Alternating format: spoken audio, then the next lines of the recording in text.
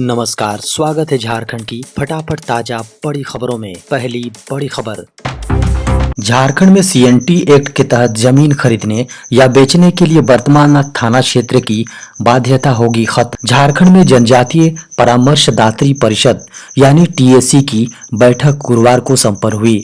बता दें कि गुरुवार को हुई 26वीं बैठक में आदिवासियों की जमीन खरीद बिक्री को लेकर महत्वपूर्ण सहमति बनी है। अब झारखंड में सीएनटी एक्ट के तहत जमीन खरीदने या बेचने के लिए वर्तमान थाना क्षेत्र की बाध्यता को खत्म किया जाएगा। झारखंड विधानसभा स्थापना दिवस के मौके पर बॉलीवुड सिंगर जावेद अली बिखेरेंगे सुरों के जादू। झारखंड विधानसभा की 23वीं वर्षगांठ को यादगार बनाने के लिए विधानसभा स्थापना दिवस के कार्यक्रमों का आयोजन किया गया है। कार्यक्रम की शुरुआत गुरुवार 11 बजे होगी। झारखंड के राज्यपाल सीपी राधाकृष्णन को गार्ड ऑफ ऑनर देने के बाद शुरू होगी।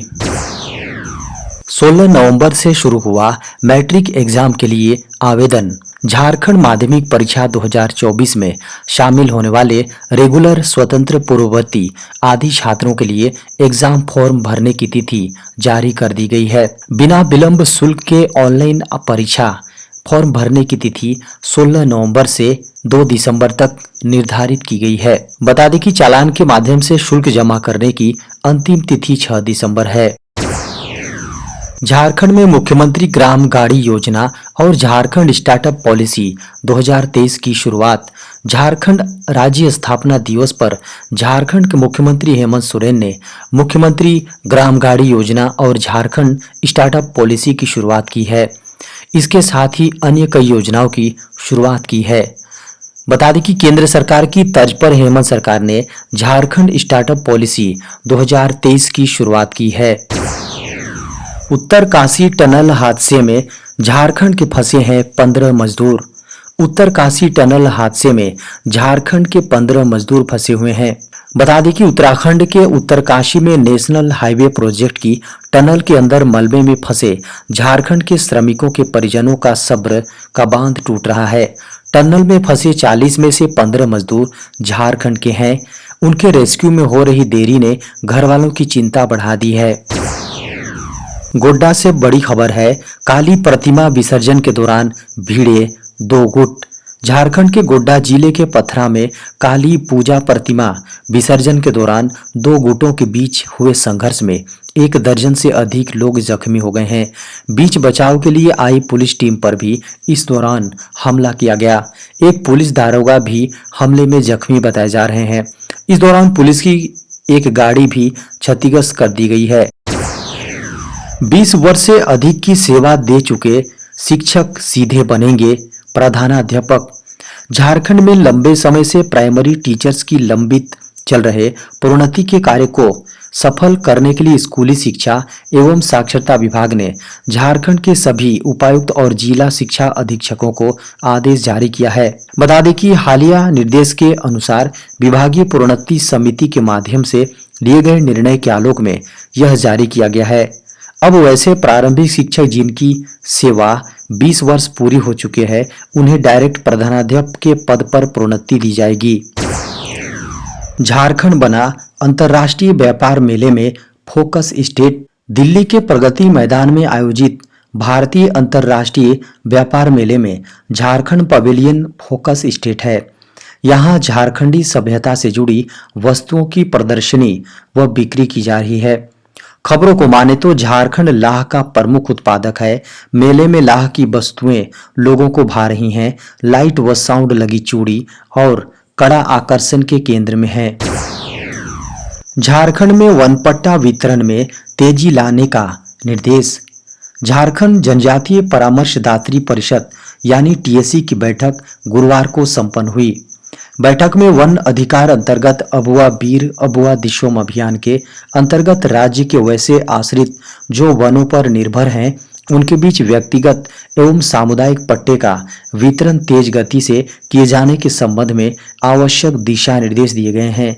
बैठक में झारखंड में पेशा कानून लागू किए जाने संबंधी प्रस्ताव पर विचार विमर्श हुआ है। खबरों को माने तो बैठक में जनजातीय परामर्शदात्री परिषद यानी टीएसी के सदस्यों से झारखंड में बेहतर पेशा कानून लागू किया जा सके, इसको लेकर उनके लिखित सुझाव भी मांगे गए हैं।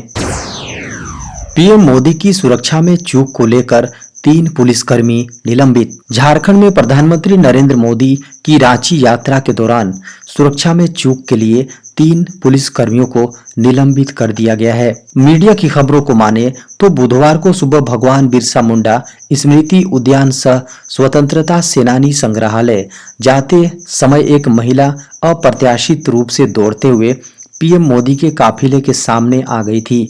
इस घटना के बाद निलंबन की कार्रवाई की गई है। महिला को प्रधानमंत्री की सुरक्षा में तैनात सुरक्षा बलों ने तुरंत पकड़ लिया और हिरासत में ले लिया था। मोदी आदिवासी स्वतंत्रता सेनानी बिरसा मुंडा की जयंती के मौके पर झारखंड के 2 दिवसीय दौरे पर थे। बता दें कि पुलिस ने कहा है कि प्रधानमंत्री की यात्रा के दौरान ड्यूटी में लापरवाही बरतने के आरोप में एक सहायक उप निरीक्षक और 2 कांस्टेबल को निलंबित कर दिया गया है। पीएम मोदी की आदिवासी कल्याण की बड़ी योजना, खर्च होंगे 24,000 करोड़। प्रधानमंत्री नरेंद्र मोदी ने लगभग 24,000 करोड़ रुपए के बजट के साथ पीएम जनजाति आदिवासी न्याय महाअभियान पीएम जनमन को लॉन्च किया है। पीएम मोदी ने जोर देकर कहा कि विकसित भारत के संकल्प का एक प्रमुख आधार पीएम जनमन या पीएम जनजाति आदिवासी न्याय महाअभियान है। उन्होंने कहा कि बीजेपी की अटल बिहारी वाजपेयी की सरकार ने आदिवासी समाज के लिए एक अलग मंत्रालय बनाया और एक अलग बजट आवंटित किया। पीएम मोदी ने कहा कि आदिवासी कल्याण का बजट पहले की तुलना में 6 गुना बढ़ाया गया है। प्रधानमंत्री नरेंद्र मोदी ने कहा कि पीएम जनमन के तहत सरकार आदिवासी समूहों और आदिम जनजातियों तक पहुंचेगी, जिनमें से अधिकांश अभी भी जंगलों में रहते हैं। पीएम नरेंद्र मोदी ने कहा कि सरकार ने लाखों की आबादी वाले 75 ऐसे आदिवासी समुदायों और आदिम जनजातियों की पहचान की है जो देश के 22,000 से अधिक गांवों में रहते हैं। मोदी ने कहा कि पहले की सरकारें आंकड़ों को जोड़ने का काम करती थी, लेकिन मैं आंकड़ों को नहीं, जिंदगियों को जोड़ना चाहता हूं। इस लक्ष्य के साथ पीएम जनमन शुरू हो गया है। 10 दिसंबर से शुरू हो रही T20 सीरीज के लिए टीम इंडिया की घोषणा। भारतीय क्रिकेट टीम मौजूदा समय में वर्ल्ड कप खेलने में व्यस्त है, जहां रोहित शर्मा की अगुवाई में टीम इंडिया इतिहास रचने के बेहद करीब पहुंच गई हैं। मगर वहीं दूसरी ओर चीफ सिलेक्टर अजीत आगरकर ने 10 दिसंबर से शुरू होने जा रही T20 सीरीज के लिए टीम का चयन करना शुरू कर दिया है, जिस टीम की कमान हार्दिक पांड्या को सौंपी गई है। साथ ही इस टीम में शिखर धवन और कुणाल पांड्या की वापसी हो रही है।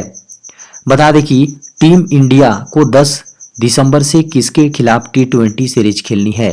दरअसल भारतीय टीम को वर्ल्ड कप के बाद दिसंबर के महीने में साउथ अफ्रीका दौरे पर जाना है, जहां उसे साउथ अफ्रीका के साथ 3 वनडे, 3 T20 और 2 टेस्ट मैच खेलने हैं, जिसके लिए भारतीय क्रिकेट टीम के चीफ सिलेक्टर अजीत आगरकर ने टीम का चयन भी शुरू कर दिया है। साउथ अफ्रीका के खिलाफ होने वाली T20 सीरीज में कप्तानी की जिम्मेदारी हार्दिक पांड्या को सौंपे जाने की बात चल रही है। सरकार की चेतावनी, फोन यूजर्स रहें सावधान। हाल ही में कुछ मोबाइल यूजर्स के पास कॉल आ रहा है, जिसमें लोगों को मोबाइल नंबर बंद करने की धमकी दी जा रही है। ये कॉल करने वाले स्वयं को telecom regulatory authority of India यानी ट्राई के कर्मचारी या उससे संबंधित एजेंसी का सदस्य बता रहे हैं। इसको लेकर सरकारी एजेंसी ट्राई ने स्पष्ट जानकारी दी है। ट्राई ने कहा है कि उनकी एजेंसी की ओर से किसी भी मोबाइल यूजर्स को नंबर ब्लॉक और डिस्कनेक्ट करने को लेकर कॉल नहीं की जा रही है, ना ही उन्होंने किसी एजेंसी को ऐसा करने को कहा है। इस तरह की कॉल स्कैमर्स द्वारा की जा रही है और इनसे सावधान रहें। एक्स प्लेटफॉर्म पर ट्राई ने पोस्ट किया है और उसमें एक प्रेस रिलीज शेयर की है। यह प्रेस रिलीज ट्राई के नाम पर हो रहे फ्रॉड से सावधान रहने के लिए शेयर की गई है। प्रेस रिलीज में बताया गया है कि स्कैमर्स भोले भाले लोगों को चूना लगाने के लिए और उनके नाम से सिम लेने के लिए उन्हें डरा धमका रहे हैं। बता दी कि स्कैमर्स लोगों को चूना लगाने के लिए अलग अलग तरह के तरीके तैयार कर रहे हैं। हाल ही के दिनों में स्कैमर्स कभी पार्ट टाइम जॉब का लालच, कहीं कोई पार्सल या कुरियर का लालच दे रहे हैं। इतना ही नहीं, स्कैमर्स लोगों को डराने के लिए फेक सीबीआई कस्टम ऑफिसर आदि बनकर भी कॉल कर रहे हैं। नासा इसरो का वो मिशन जो पहले ही कर देगा भूकंप की भविष्यवाणी, नाम होगा निसार। नासा और इसरो मिलकर सिंथेटिक एपर्चर रडार यानी निसार लॉन्च करने की तैयारी कर रहे हैं। यह मिशन 2024 में लॉन्च हो जाएगा, जो धरती की निगरानी करेगा और पर्यावरण में हो रहे बदलावों का स्टडी करेगा और भूकंप व अन्य आपदाओं की जानकारी देगा। फिलहाल मिशन का परीक्षण चल रहा है। हाल ही में इसमें 20 दिवसीय एंटीना परीक्षण पूरा किया गया है। बता दें कि मंगलवार को इस बात का खुलासा स्वयं नासा की जेट प्रोपल्शन लैब की निर्देशक लॉरी लेशन ने दी। नासा जेपीएल की निदेशक लॉरी लेशन के अनुसार निसार 2024 में लॉन्च किया जाना है। इसे भारतीय अंतरिक्ष अनुसंधान संगठन यानी इसरो और नासा ने संयुक्त रूप से तैयार किया है, जो धरती का स्टडी करेगा। ऐसा पहली बार होगा जब दोनों देश औपचारिक रूप से एक दूसरे के साथ इतने बड़े मिशन पर काम कर रहे हैं। बताया जाता है कि यह मिशन 2024 की पहली तिमाही में लॉन्च हो जाएगा, जिसकी अवधि लगभग 3 माह होगी। निसार एक रडार मशीन है जो धरती की सतह की निगरानी करेगा, ताकि ये पता चल सके कि आखिर धरती की सतह में किस तरह के बदलाव हो रहे हैं।